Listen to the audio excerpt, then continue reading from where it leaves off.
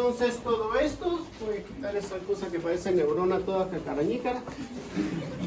Entonces, ya tenemos claro cómo están las células que van a entrar en el proceso meiótico. Esto es, son células que se han estado dividiendo mitóticamente, cierran su ciclo celular, pasan por la G1, pasan por la S, la G2, pasan por su proceso mitótico y ahora van a empezar su proceso meiótico. Vamos a ver despuesito cómo se controla esa entrada a meiosis para que no sigan en mitosis. Pero entonces, en principio vamos a decir que las células estas, la gametogénesis, o sea, la formación de espermatozoos y de óvulos, por supuesto se va a dar en las gónadas. Pero estas células no se originan allí. Se van a originar en el saco vitelino. Vamos a ver más adelante qué es ese saco vitelino, que es una estructura embrionaria.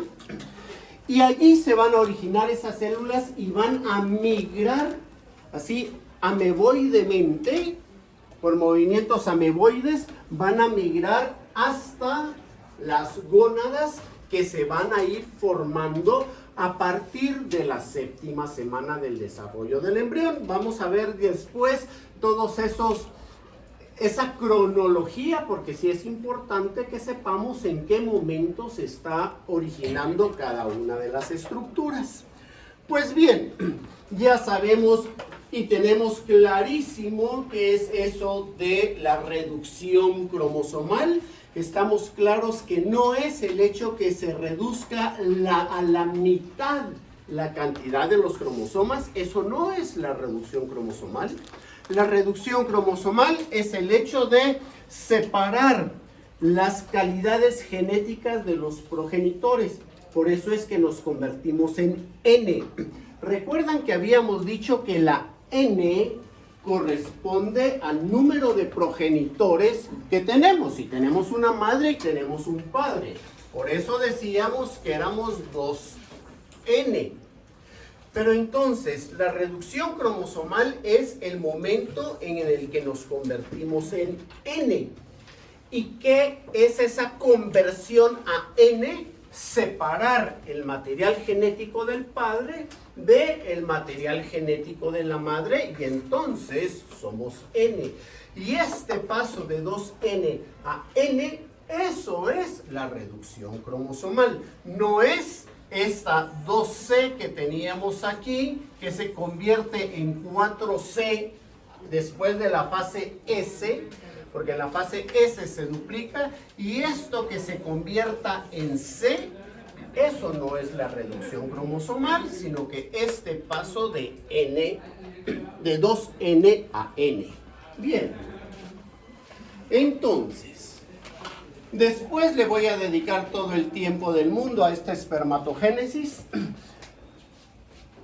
Pero en la ovogénesis, o sea, la formación del ovocito, decíamos, hay una diferencia importante en la espermatogénesis. La espermatogénesis va a dar inicio en la pubertad de este niño, en el momento en el cual empieza a aparecer la testosterona. Más adelantito vamos a hablar de todas las hormonas. Pero entonces la testosterona es fundamental para que se dé la espermatogénesis, y esa va a aparecer hasta la pubertad, y por eso es que hasta la pubertad empieza la espermatogénesis. Pero en el caso de las hembras, en el caso de las mujeres, la meiosis empieza incluso antes de que nazca la niña. O sea, alrededor del 6º mes del desarrollo embrionario, ya estas células empieza el proceso meiótico. Y les decía que estas células, en la meiosis, se van a detener allí en diplotene, y allí se van a quedar trabados estos ovocitos en diplotene. Y así se van a quedar trabados hasta que nazca la niña, durante toda la infancia de la niña, durante toda la pubertad de esa niña, durante toda la vida sexual de esta mujer, incluso más allá de la vida sexual de capacidad reproductiva de esta mujer, aún se van a ir muriendo estos ovocitos. O sea, durante toda la vida de esta mujer se van muriendo todos esos ovocitos que aparecieron desde antes de que naciera, trabados en diplotenia. En el momento que va a ocurrir la ovulación, algunos de estos, y de hecho en el caso de nosotros uno, porque nosotros solo ovulamos uno y excepcionalmente dos o más, se destraba de diplotene, termina su primera división meiótica, inicia su segunda división meiótica y se vuelve a trabar en metafase, pero en metafase 2. Y así en metafase 2 es como es ovulado. ¿Sí? Bien, entonces, veamos qué está pasando con el folículo mientras ocurre esta ovulación. Ya habíamos visto esta estructura general del ovario. Aquí están todas las etapas del desarrollo folicular, porque vamos a ver que el desarrollo folicular, por supuesto, está asociado al desarrollo del ovocito, pero son estructuras distintas. Entonces, aquí tenemos a estos folículos primordiales. Ahorita vamos a ver en qué consisten. El folículo primario, el folículo secundario que se está desarrollando, y este ovocito sigue trabado en diplotene, ¿sí? Hasta el momento que va a ocurrir la ovulación, se destraba de diplotene, termina su primera división meiótica, y como resultado de la primera división meiótica tenemos dos células.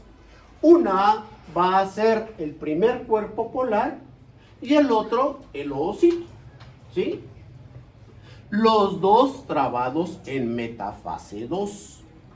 Entonces, este ovocito ahí se va a ir a meter a las trompas de falopio. Ahorita vamos a ver cómo es que hace para meterse ahí a las trompas de falopio. Y todas las estructuras estas del folículo que se quedan en el ovario, aquí van a formar un sistema glandular que va a ser el cuerpo amarillo, que va a secretar hormonas muy importantes que vamos a ver hoy. Luego el cuerpo albicans o cuerpo blanco que había comentado, que nos sirve para determinar edades en hembras.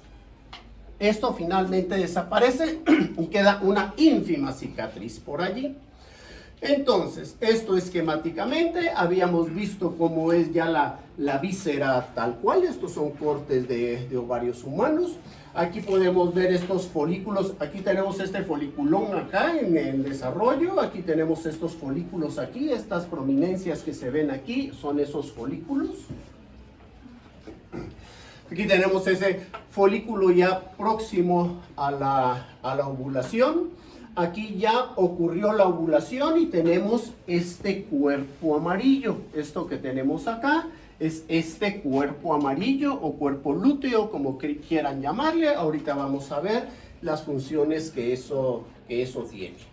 Entonces, si vemos el corte de un ovario, aquí lo estamos viendo la pieza por fuera entera. Esto es ya lo que vemos en el microscopio. Aquí vemos distintos grados de desarrollo folicular. Todo esto que dice F allí, estos son folículos secundarios o folículos de Graft. Ahorita vamos a ver cuál es la diferencia. Y luego aquí tenemos esta médula del ovario. Y entonces, este es ese ovario con todas sus estructuras. Si vemos aquí el mesoovario, ese mesoovario es el tejido conectivo que agarra el ovario a la parte mesentérica. O sea, el mesenterio es una membrana que nos detiene todas las vísceras. Ya se van a decir, ay, gracias mesenterio, vayan corriendo ustedes, les llegarían los intestinos hasta acá, si no fuera por el mesenterio que nos lo mantiene todo allí. Pues entonces, aquí tenemos nosotros este tejido conectivo que agarra ese ovario para que esté allí en su lugar. Luego los folículos primordiales. Los folículos primordiales son, este es el ovocito, esto que está acá, y hay una sola capa de células rodeando al ovocito.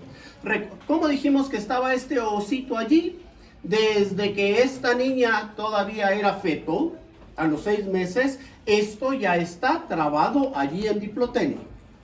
Y entonces los folículos a los cuales les vamos a llamar estos folículos primordiales tienen unas células cuboides así en forma de cubitos aquí rodeando el ovocito. Este es el ovocito.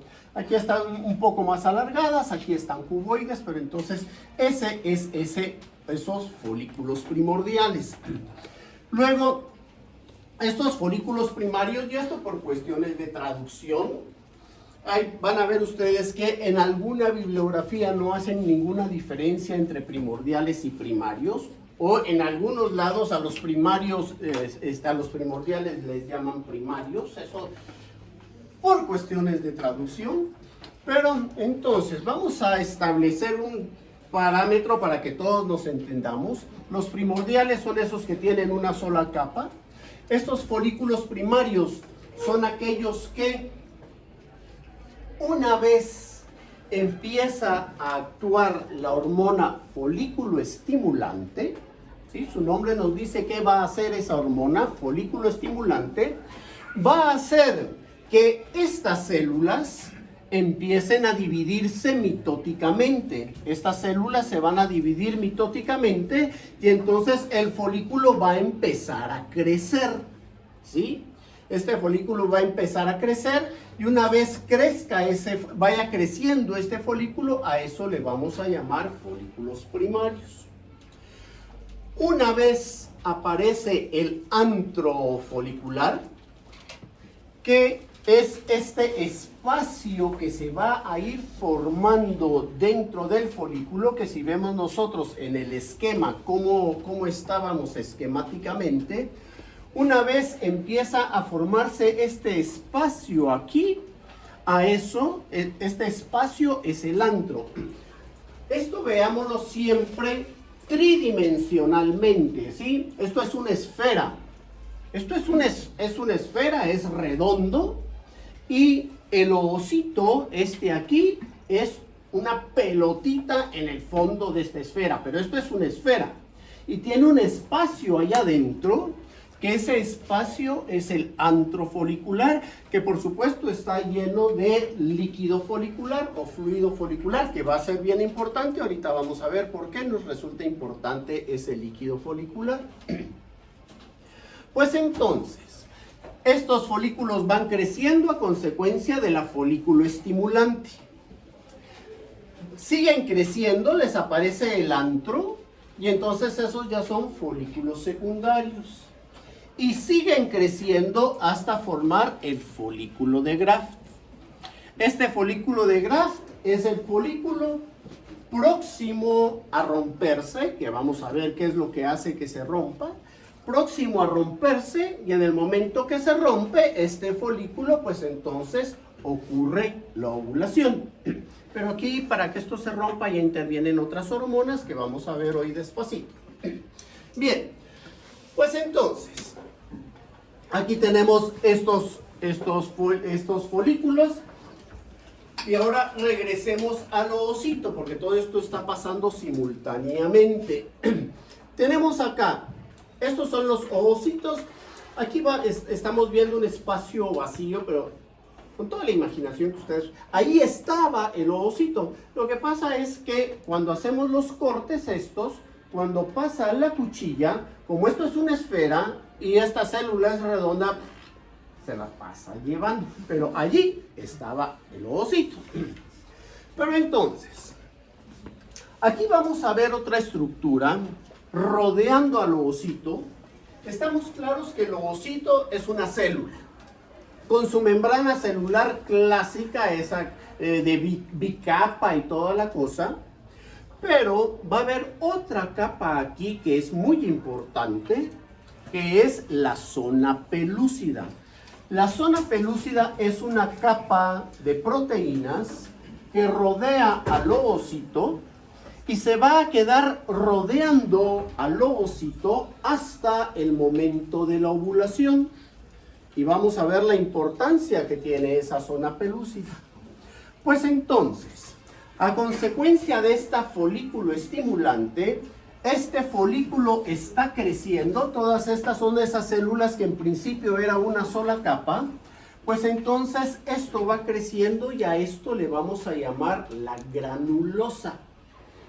¿Y por qué le llamamos granulosa? Porque al verlo en el microscopio todas esas células se ven llenas de granulitos y entonces esto es la capa granulosa.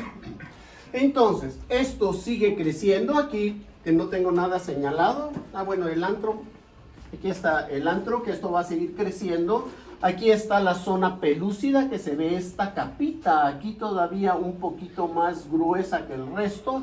Tenemos aquí el ovocito trabado en diplotene. ¿De qué fase de la meiosis es diplotene? En profase. Entonces, ¿qué quiere decir? Que el núcleo todavía está definido, tiene su membrana. Entonces, pero aquí ya se ven cromosomas y se ve toda la cosa. Bien. Entonces, esto es ya el folículo de Graft.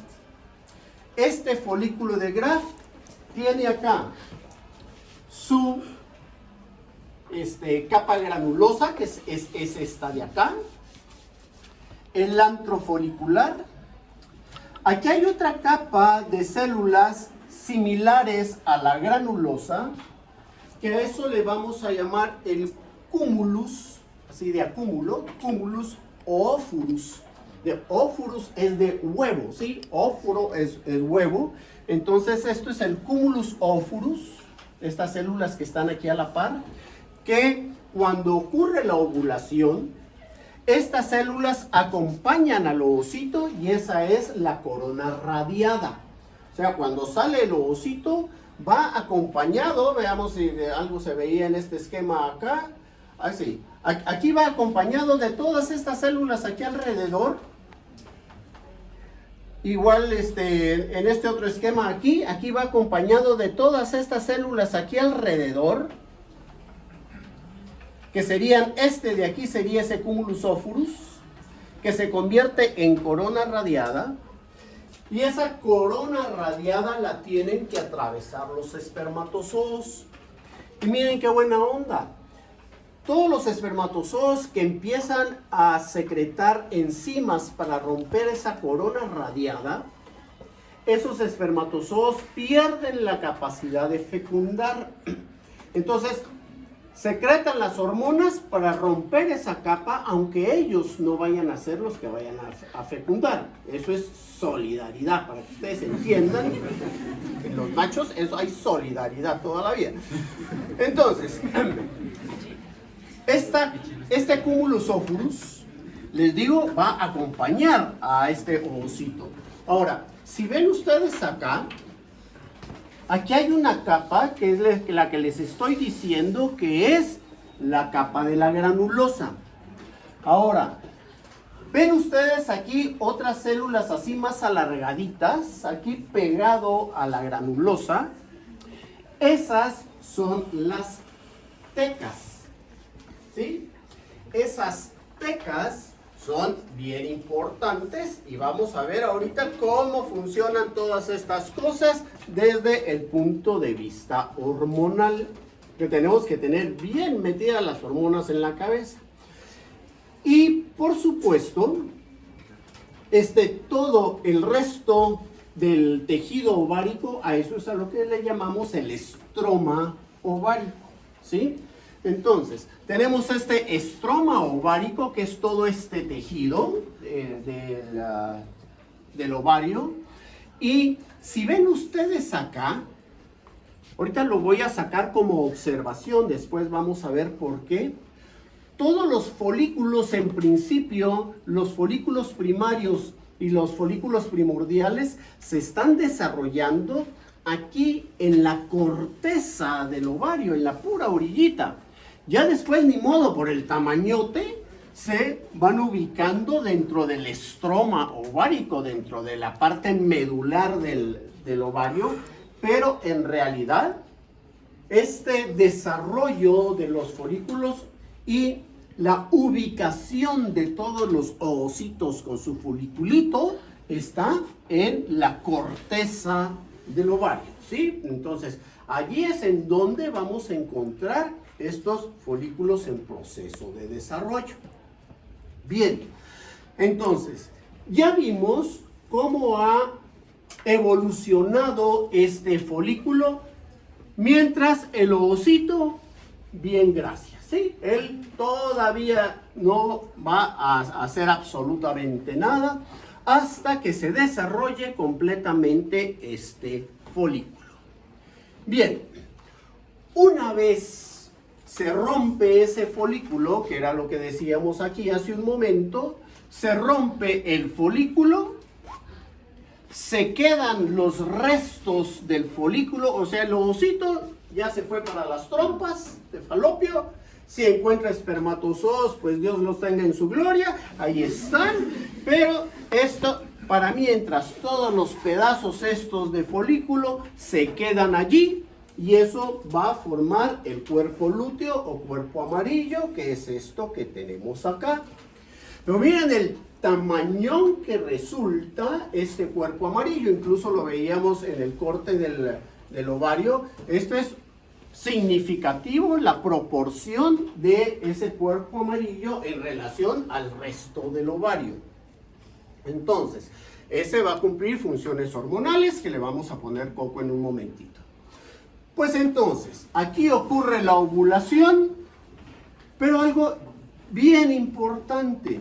Miren, este antro folicular, les decía, está lleno de líquido folicular. Y ese líquido folicular es importante porque va a cumplir una función. Ahorita lo estamos viendo esquemáticamente, después lo vamos a ver ya en fotografías. Cumple una función, vamos a decirle, hidráulica bien importante. Porque el ovario no está enchufado a las trompas de Falopio, sino que está separado. Entonces, vamos a hacer de cuenta que mi brazo es la trompa de Falopio y aquí están los ovarios. Los ovarios están separados. En el momento que va a ocurrir la ovulación, hay un músculo, ahorita vamos a ver la anatomía del útero más adelantito. Este músculo jala el ovario para acercarlo a la trompa. Por eso hay algunas personas que son un tanto sensibles en el momento de la ovulación, con algunos cólicos, porque esto está jalando el ovario, lo acerca a la trompa y este líquido empuja, escupe, ¿sí?, al ovocito, y eso tiene que caer en la trompa. Y eso es importante porque, como les digo, esto no está enchufado para asegurar que el ovocito caiga en las trompas.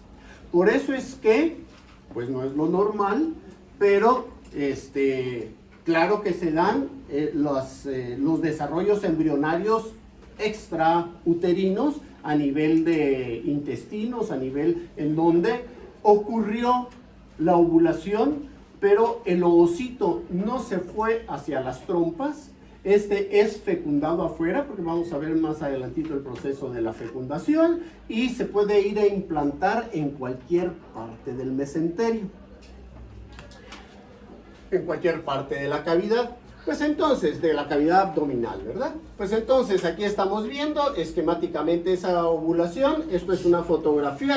Ahora encuentren el ovocito ahí. ¿Saben, verdad? Aquí lindo en el esquema, aquí ve el ovocito, pero nanay, o sea, eso sale eso con todo el fluido folicular y echándole la bendición que se vaya persinado para que eso caiga, se vaya dentro de la trompa de Falopio, ¿sí? Bien.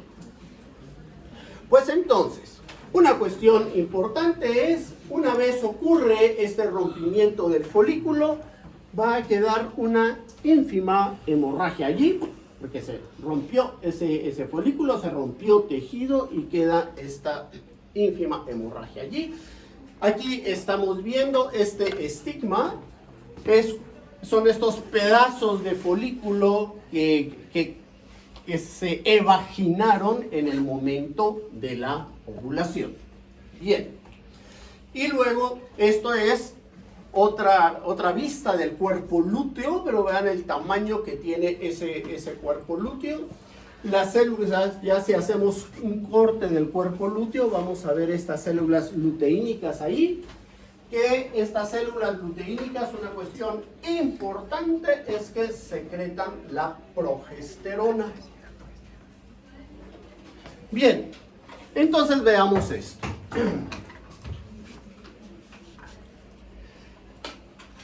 Les estoy diciendo que el ovario está separado de las trompas de falopio. Vean cómo es la estructura de las trompas de falopio, ¿sí?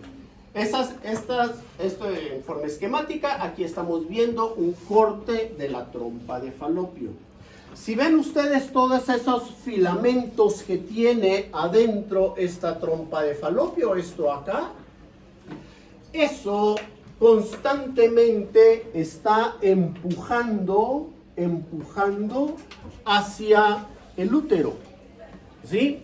De tal suerte que el ovocito, una vez es ovulado y cae aquí, en la ampolla, estos filamentos van a estar empujando al ovocito hacia el útero.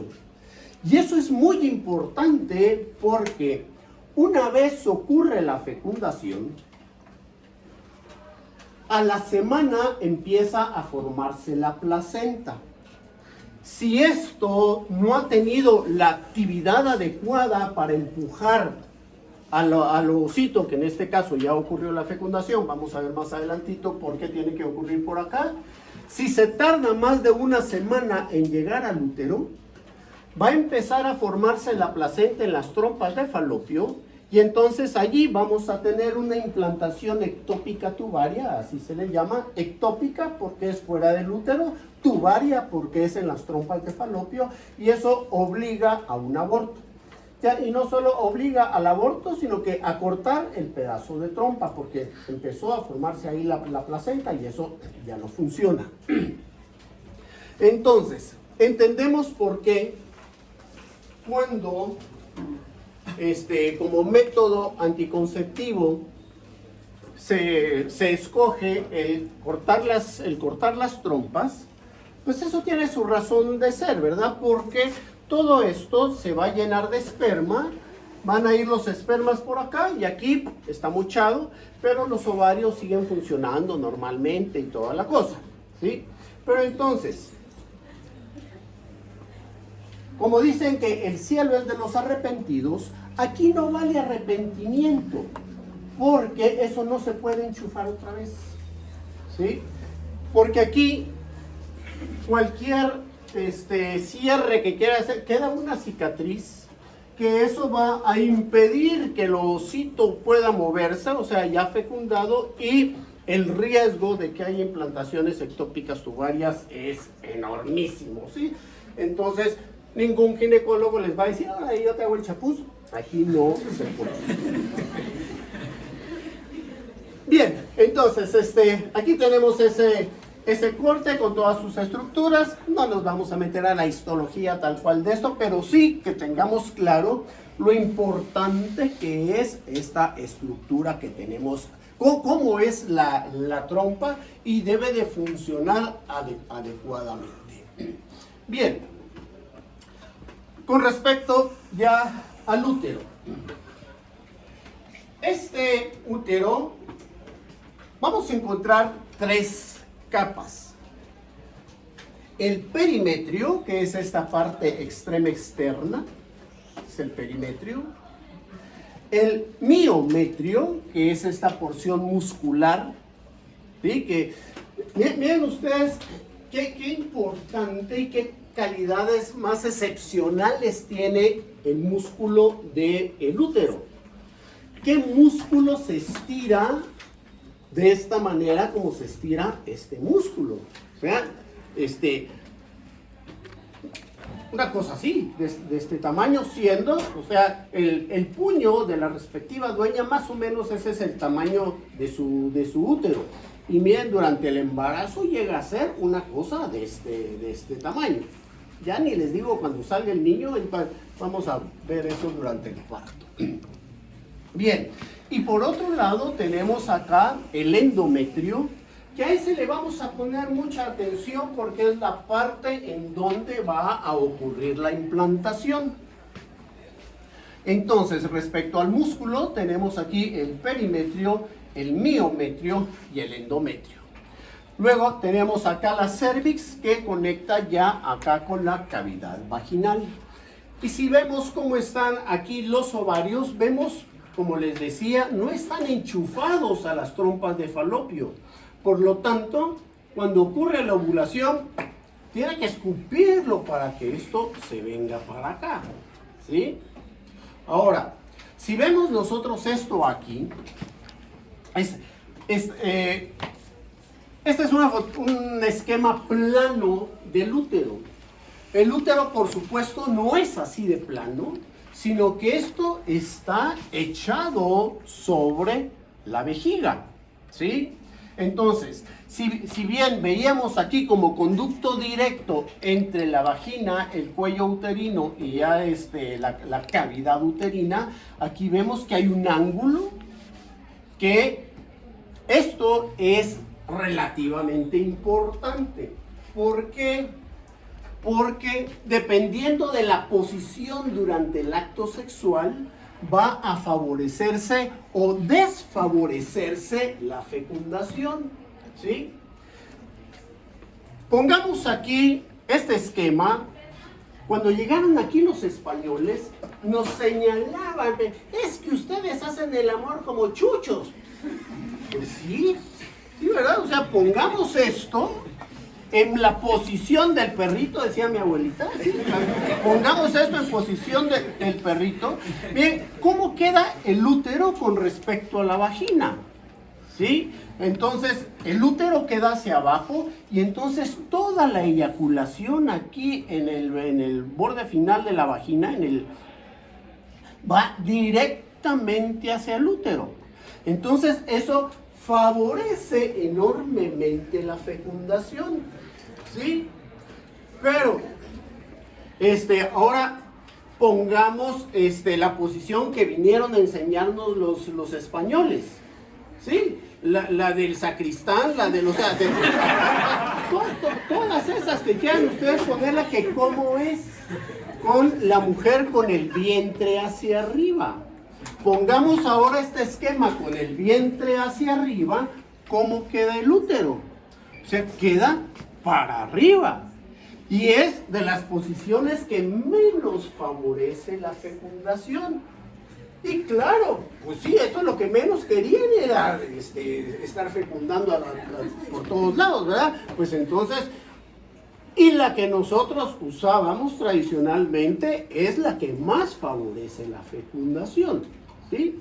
Entonces, estamos claros que esta posición que tiene el útero con respecto a la vagina sí es importante para fines de fecundación. Hay algunos problemas, algunas parejas en donde pasan tiempo y no logran la fecundación. A lo mejor de lo primero que le van a decir es prueben en otras posiciones, y eso puede ser a consecuencia de estrechez cervical en donde no pasan los espermatozoides. Pues eso ya su ginecólogo les dirá qué es lo que corresponde, ¿verdad? Pero efectivamente la posición durante el acto sexual sí puede tener injerencia sobre el resultado final de la fecundación, ¿no? Bien.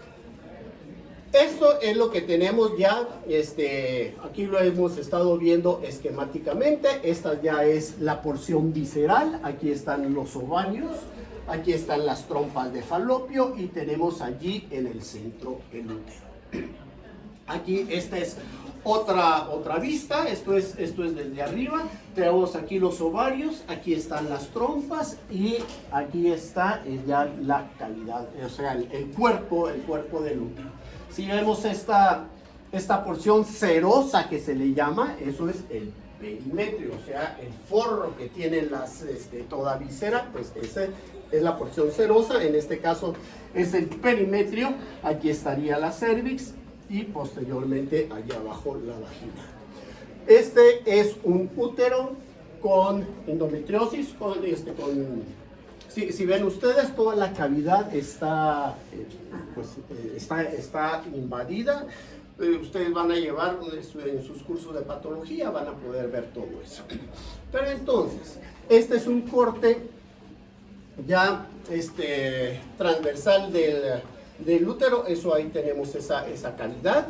Y de lo que interesa en este momento es esta parte interna, esto de acá, que es el endometrio. ¿Por qué saco a colación a cada rato este endometrio? Porque allí, les digo, es donde ocurre la ovulación y eso es lo que se va a estar desprendiendo constantemente durante las menstruaciones. Entonces, este endometrio, ya dijimos, esta es la capa muscular, esta es la capa muscular, este es el perimetrio y este es el endometrio. O sea, esta capita que forra la cavidad uterina. Pues esa capita está constituida por estas tres capas. Una es la capa basal, que es esta de acá. Otra es la capa esponjosa, que es esta de aquí. Y la otra, esta de acá, es la capa compacta, que sería ya la capa que forra internamente el útero. Pues entonces, este endometrio, esta capa aquí, estas tres capas, son las que se van a ver influenciadas por los estrógenos. Ahorita vamos a ver por qué los estrógenos. Pero entonces, esta capa es la que se va a estar desprendiendo durante la menstruación. O sea, esta es la que va a crecer y se desprende durante la menstruación. Y además esta capa, por lo que nos interesa en embriología, es porque aquí es en donde se va a desarrollar la placenta, para que ocurra esta implantación. Bien, entonces, veamos hormonalmente qué es lo que está pasando.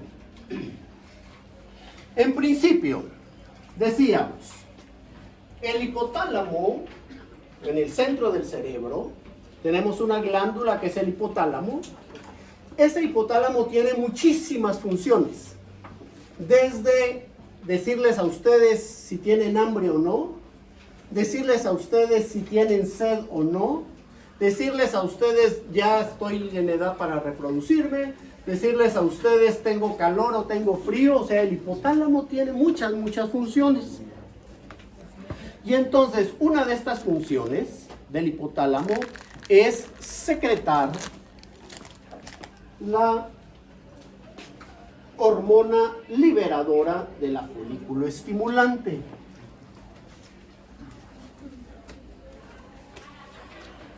No sé si lo tengo ahí tal cual, que es la FSH. Casi siempre le ponen una R así en chiquitito o se la ponen en grande, que eso es la hormona folículo estimulante. Pero esta R es de release, del anglicismo de los gringos, que fueron los que le pusieron el nombre, que esto es liberadora. O sea, release es liberadora. Entonces, esta es la hormona liberadora de la folículo estimulante. Eso es en el hipotálamo. Bien, entonces, esta hormona liberadora de la folículo estimulante va a actuar sobre la hipófisis. La hipófisis es otra glándula que tenemos. Si está aquí el hipotálamo, la hipófisis está aquí a la par. La hipófisis nos sirve para muchísimas cosas también. Pero una de las cosas para lo que nos está sirviendo la hipófisis es para, a consecuencia del efecto de la hormona liberadora de la folículo estimulante, va a ser liberar la folículo estimulante. Eso está muy fácil, ¿sí? El hipotálamo, la liberadora de la folículo estimulante, y la hipófisis, la folículo estimulante. Eso está sencillo. Bien. Pues entonces ahora, esta folículo estimulante, como su nombre lo indica, va a actuar sobre los folículos, estos folículos primordiales que teníamos nosotros allí. Entonces estos folículos van a empezar a crecer, siguen creciendo estos folículos, o sea, esa capa granulosa de la que hablábamos empieza a proliferar, a formarse todo eso. Y aquí vamos a tener una hormona importantísima que de las tecas, ¿se acuerdan cuáles dijimos que eran las tecas? Eran células que rodean aquí al folículo. Estas tecas, ahorita lo voy a decir así, pero después vamos a ver unos detallitos que no es tal como se los estoy diciendo. Pero por el momento vamos a decir que las tecas liberan estrógenos, ¿sí? Al irse desarrollando el folículo, empiezan a desarrollarse las tecas y estas tecas empiezan a secretar estrógenos. Ahora, estos estrógenos tienen dos funciones importantísimas. Uno, hacer que el endometrio, que estábamos hablando hace un momento, que este endometrio crezca. Vaya creciendo este endometrio, y mientras más estrógenos hay, este endometrio sigue creciendo. Entonces es importante que tengamos la folículo estimulante para que el folículo crezca, crezcan las tecas, se secrete ese estrógeno para que el endometrio crezca. Otra cosa importante que hacen los estrógenos es inhibir a la folículo estimulante, ¿sí? Entendemos aquí por qué en los anticonceptivos hormonales muchos son a base de estrógenos, porque inhibe a la folículo estimulante y entonces se cierra todo este proceso, ¿sí? Bien, pero entonces ahora se secretan esos estrógenos y este endometrio va creciendo. Ahora, estos estrógenos, además de inhibir a la folículo estimulante, mientras está la folículo estimulante todavía y empiezan a aparecer los estrógenos, esas dos en conjunto hacen que se libere la hormona luteinizante, o sea, la LH. Esta LH, función fundamental en este momento es hacer que se rompa el folículo. Después vamos a ver todo lo que hace para que finalmente se rompa el folículo. Y entonces, al romperse el folículo, pues ya se fue el ovocito, que ahí le vamos a seguir la pista después. Pero entonces, ¿cómo vamos ahorita? Ocurrió la ovulación, se rompió el folículo y entonces se rompen las tecas. Al romperse el folículo se rompen las tecas. ¿Y qué dijimos que hacían las tecas? Secretaban estrógenos. Entonces, como esta cuestión se rompe, dejan de secretarse estrógenos, ¿sí?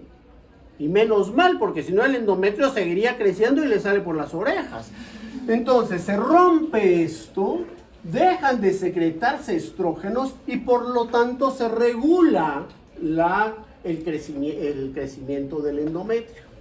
Pues entonces, esto está ocurriendo la ovulación a consecuencia de la LH. La LH hizo que se rompieran los estrógenos. Aquí los estrógenos inhibieron a la folículo estimulante.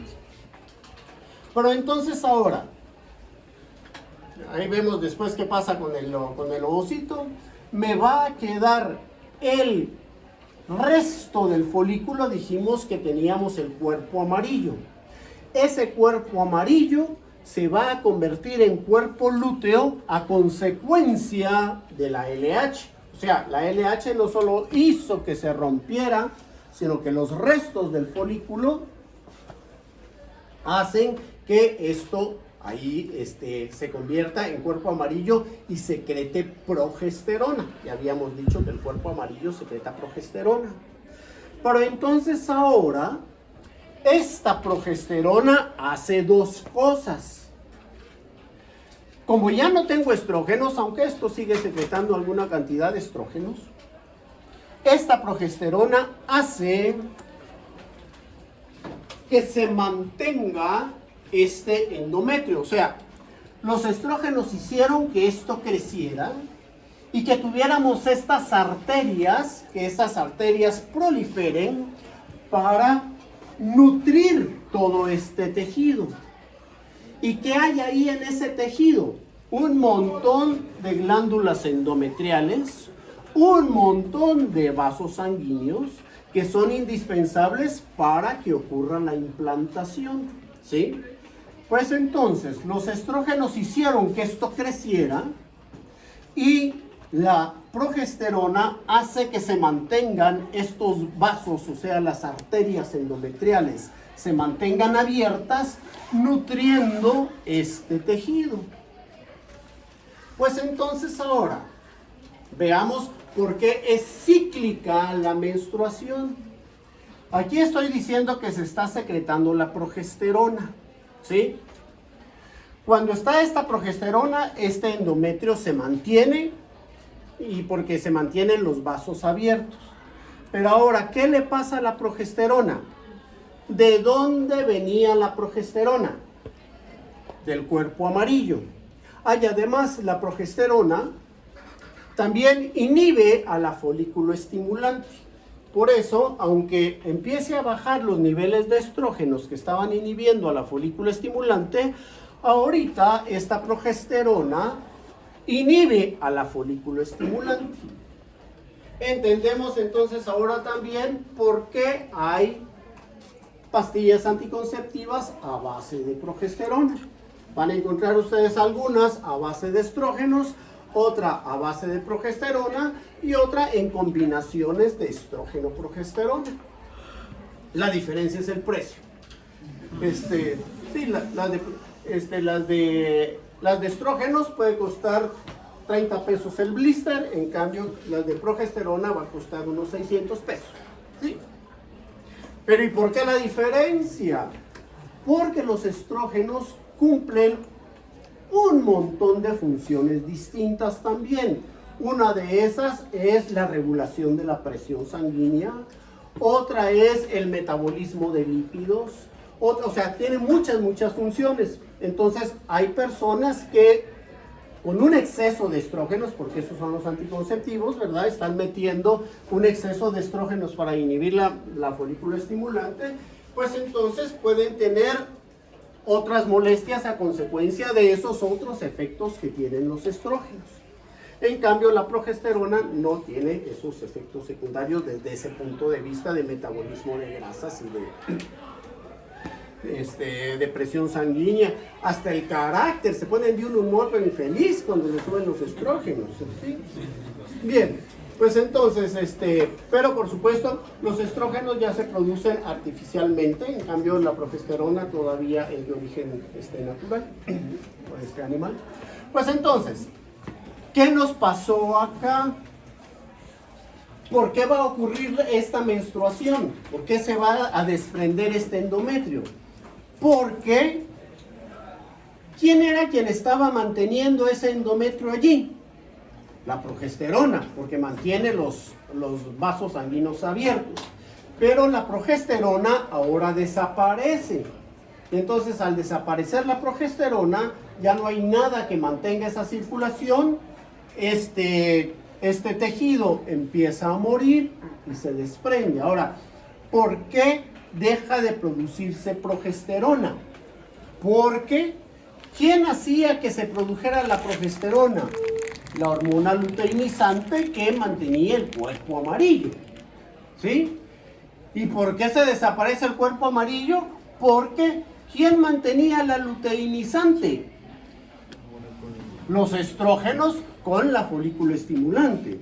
Pero como la folículo estimulante desapareció y los estrógenos en el momento de romperse las tecas baja su concentración, pues entonces desaparece la LH. Y al desaparecer la LH, deja de desarrollarse el cuerpo amarillo, deja de producirse progesterona y se desprende el endometrio. Y esa es la menstruación. Y entonces ahora, ¿Por qué? Otro colazo, otra vez de regreso, porque ¿quién inhibía la folículo estimulante? Los estrógenos en principio, pero los estrógenos hace rato que bajó su concentración. Después, ¿quién inhibía la folículo estimulante? La progesterona.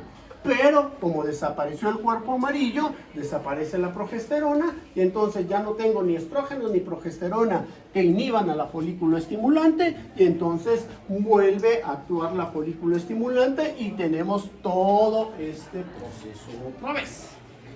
¿Sí? ¿O no? Yo no me pongo cara de ¿what? ¿Sí?